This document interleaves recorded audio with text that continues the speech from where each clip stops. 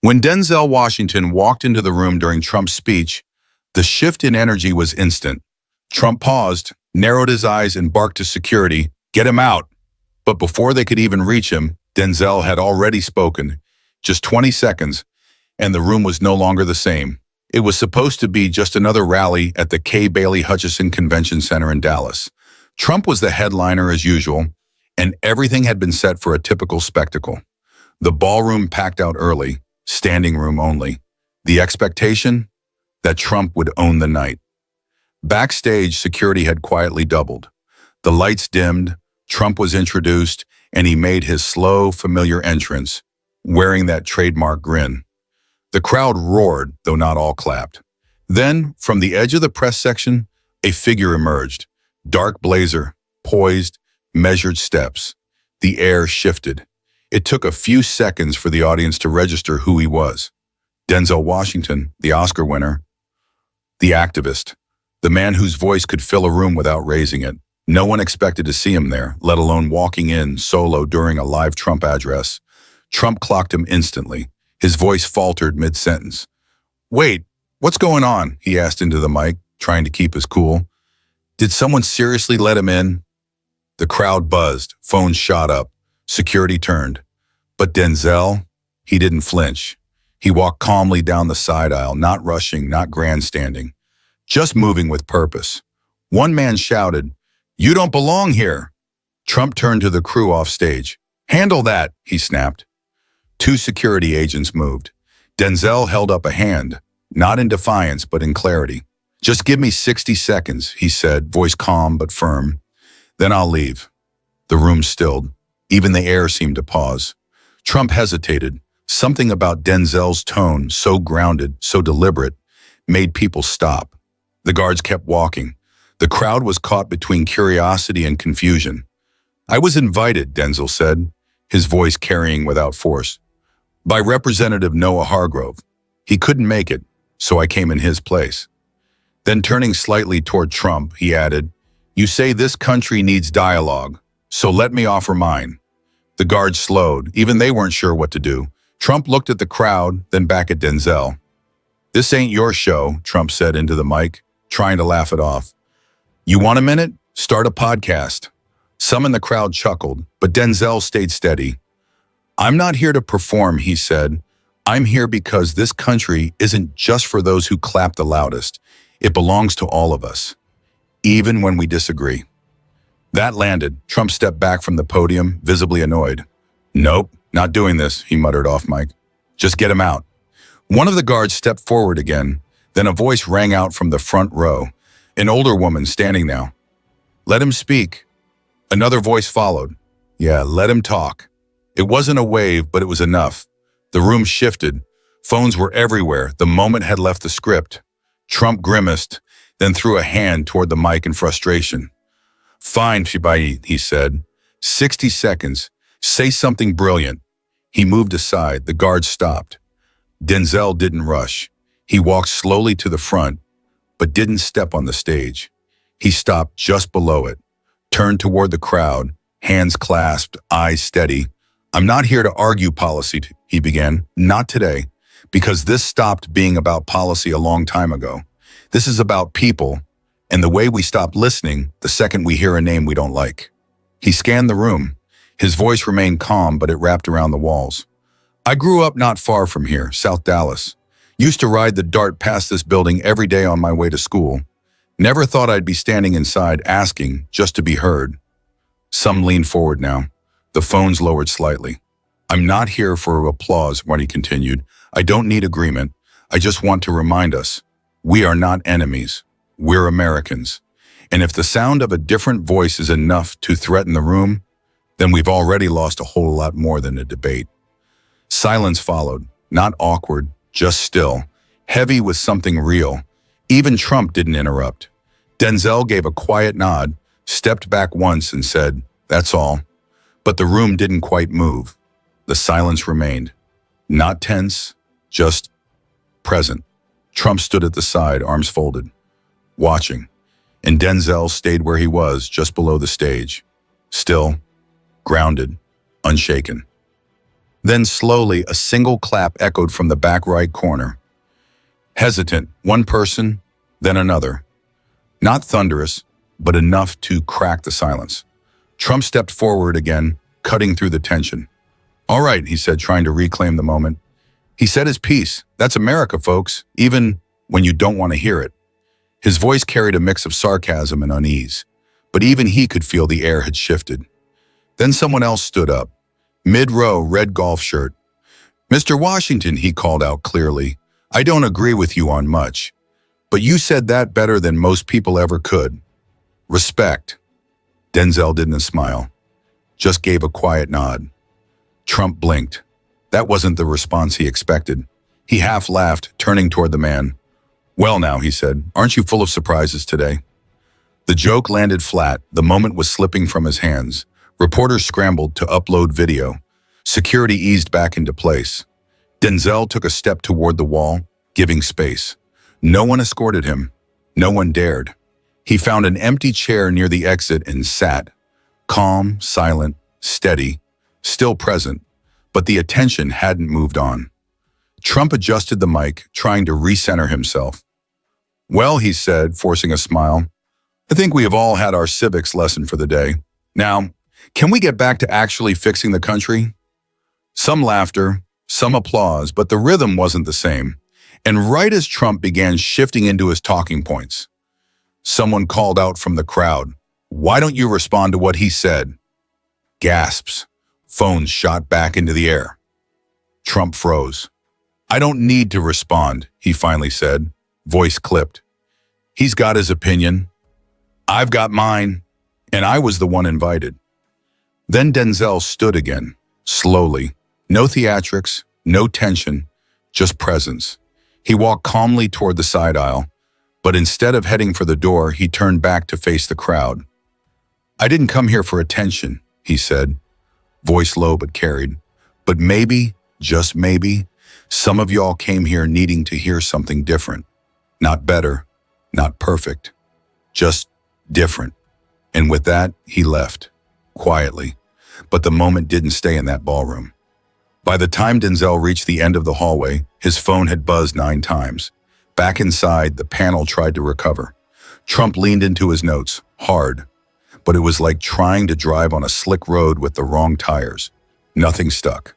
What made Denzel's moment land wasn't what he said. It was how he said it. No slogans, no shouting, just plain words, clear, unshaken. By the end of the summit, talk of the moment had already gone viral. Groups huddled near the escalators, replaying grainy clips on their phones. 2 hours later, the first Twitter video dropped. Low res, unedited, but real. Within the hour, 20,000 likes. The comments came like a flood. Didn't expect to agree with Denzel Washington today, but wow, respect. This is how you change minds. Not with volume, with clarity. By nightfall, cable news picked it up. Not just the usual channels, all of them. One headline read, "Denzel sparks moment of unity in divided room." Another, unscripted, unshaken, unapologetically American. Of course, not all of it was praise. Some far-right pundits called it a stunt, opportunism. But even that didn't stick, because if it had been staged, it would have been louder, cleaner, more dramatic. It wasn't. It felt like a man walking into a room he wasn't supposed to be in, asking for a chance, and using it without raising his voice. Later that night, back home in Dallas, Denzel sat down with his small team. "I didn't think it'd go like that," he admitted. "You didn't expect applause either," his aide replied, "but you got some." "I wasn't looking for applause," Denzel said quietly. "I just wanted them to see a human being, not a headline, not an enemy." His press manager, Ruben Sloan, was scrolling through Twitter. "People are calling it a turning point," he said. "Even folks who hate politics are reposting it." Denzel looked up, eyes tired, but clear. "That's the sad part," he said. "All I did was ask for 60 seconds without yelling. And that's a headline now." Not long after, something else unexpected. Out near the vendor lot, as Denzel made his way to his car, a small group of attendees crossed his path. He stopped when he heard one of them say his name. Mr. Washington? He turned to see a man jogging toward him across the parking lot. His steps were unsure, like he wasn't sure this was a good idea until he'd already started. I just wanted to say, I didn't come here expecting to listen to anyone from your side, the man said. But I did, and I'm glad I did. Denzel studied him, steady, silent. I run a roofing business down in Temple, the man continued. Voted red every year since I could. But what you said, it got to me. He extended his hand. Denzel shook it. You listen, Bree, Denzel said. That's more than most people are willing to do. But not everyone outside that ballroom was in the mood to listen. Inside the private lounge backstage, Trump paced like a storm trapped in a room. He hated being blindsided. Who the hell cleared him? He snapped, spinning toward one of his aides. He wasn't on the list, the aide stammered. We think he used Representative Hargrove's credentials, sir. Technically, he was a guest. Technically? Trump scoffed. You know who else gets in technically? Hackers. Criminals. He grabbed a water bottle off the table, gesturing wildly. I want names. He paused, eyes narrowing at a small monitor in the corner. A still image of Denzel, frozen mid-sentence, filled the screen. Calm. Focused. She was too composed, Trump said, almost to himself. You see that? Not even a tremble. That wasn't off the cuff. That was written. Planned. The aide stayed quiet. And the crowd, Trump barked. Some of our people clapped. What the hell was that? They were reacting, sir. No one expected it. Exactly my point. From the corner, Trump's longtime advisor, Wesley Stokes, finally spoke. Look, Wesley said carefully, you didn't lose the room, but you didn't own it either. That moment, it's everywhere now. Nobody's talking policy. They're talking about him. Trump frowned. He's not the future. He's noise. Wesley shrugged. Maybe, but noise travels fast. Trump waved him off, slumping down into a nearby chair. She didn't yell, Wesley said, pushing gently. Didn't insult, just stood there like she belonged. Played it different. There was a pause, then Trump leaned forward, elbows on knees. His voice was low. He had the room for a second, he muttered. I'll give him that. Wesley blinked. You respect what he did? Trump didn't answer. He just stared at the screen. I respect strategy, he said finally. Doesn't mean I won't tear it down. Outside, Trump's campaign team scrambled to draft a response. Ignoring it wasn't an option anymore. The clip had already aired on primetime. Meanwhile, Denzel sat alone in his living room, lights low. His phone lit up nonstop, messages he hadn't opened yet. One voicemail transcription from his mother stood out. You did good, baby. Don't let them twist it. You spoke like a man raised right. He smiled, just faintly. A knock at the door pulled him back. It was Ruben. He stepped in, opened his laptop.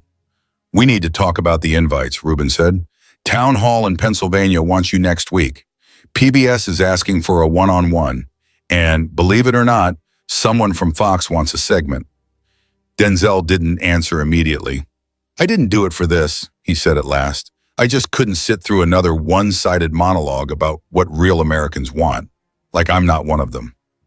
Ruben nodded. And you didn't scream to prove it. That's why it worked. They sat in silence. Do you regret it? Ruben asked. Denzel took a breath. I regret that it felt rare, he said. I regret that speaking the truth quietly is now considered radical. Upstairs, the faint sound of a TV drifted from the guest room. His niece was staying over. On screen, the moment was playing again. A news anchor's voice trailed through the hallway. Unusual calm, a rare political moment that left the crowd, and even the former president, without a quick comeback. Somewhere in D.C., a campaign manager scribbled notes for a new ad. Somewhere in Florida, a donor quietly pulled funding. And in war rooms across both aisles, one question floated. If 60 seconds could shift a room like that, what would 5 do? But while political strategists dissected the moment, Denzel had already moved beyond it. 2 mornings later, he sat tucked into the corner of a small cafe in Oak Cliff, hoping for a quiet hour. But quiet doesn't last long once the country decides you've become something symbolic. A barista recognized him first. Then a young woman in scrubs came in, hesitated, and finally walked over to his table. "Are you?" she started. Denzel looked up. "I am," Denzel asked, lifting his eyes. The young woman smiled.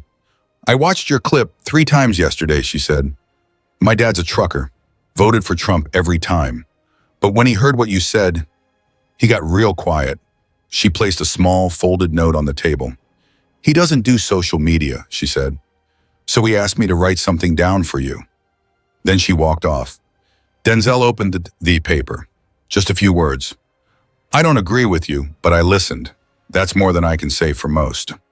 Later that afternoon, Denzel sat down for a local interview. The journalist, Shelby Dunn, had been covering Texas politics for over 2 decades. "I've seen a lot of moments," she said, "but I've never seen a room stop like it did for you." Denzel paused before responding. "I wasn't trying to stop anything," he said. "I just wanted to show up and say something I never hear at events like that it's okay to disagree without assuming somebody hates the country." Shelby studied him. "You were aware of the risk?" Denzel nodded, looked away for a second. "Yeah, but scared?" He shook his head. "No, I've been in far smaller rooms, with far louder men." Then with a quiet smile, "What scared me more was what it would mean if I stayed silent." Shelby leaned in. "Do you think the reaction would have been the same if you'd shouted?" "No," Denzel said without hesitation. "That room wasn't built for my anger. If I'd come in swinging, they would have tuned me out before I even said hello." He let that sit a second. "But when I didn't raise my voice, they had to choose. Listen or walk out, and most of them stayed." Shelby leaned back. "And now?" Denzel exhaled slowly. "I don't want to become a moment," he said. "I want it to mean something. If people left that room thinking maybe I should listen before I assume, then that's enough for me." Back at the convention center, the energy still hadn't returned to normal. Nobody was talking about tax policy. They were talking about him. And that 1 minute of stillness. What lingered wasn't the applause. It was what came after. During a short break, a few folks gathered near the coffee station. Different counties, different politics. No yelling, no live streams, just conversation. Jasper Thorne, a Marine vet and lifelong Trump supporter, leaned against a pillar. "I'm a Trump guy," he said, "always have been. But the way that man carried himself, it hit me different." Even in the next panel discussion, the moment echoed. State Senator Colin Greer paused mid-topic. "I wasn't going to bring this up," he said, "but if we pretend that didn't happen earlier, we're lying to ourselves." He looked around the room. Denzel Washington showed up, said his truth, and did it without theatrics. You don't have to like him. You don't even have to like me. But I think courage still means something in politics. The applause that followed wasn't loud, but it was real, honest. In a time when volume wins over value, Denzel had cut through by refusing to play the game. But he wasn't basking in it. He was back home, in his district, walking through neighborhoods, meeting teachers, listening to small business owners. His team begged him to ride the wave, take the big interviews, chase the national spotlight, but he stayed local. "Let them know I didn't turn into a headline," he said. "I'm still a neighbor." It would have been easy to chase fame, but he understood the responsibility now. Once you show people a different way to be heard, they start expecting better. From you and from everybody else. So what do you think about all this? Drop your thoughts in the comments. If this story moved you, hit that subscribe button, because we're just getting started. We're digging into the moments that matter, not the ones they script, but the ones they try to ignore. God bless, and God bless America.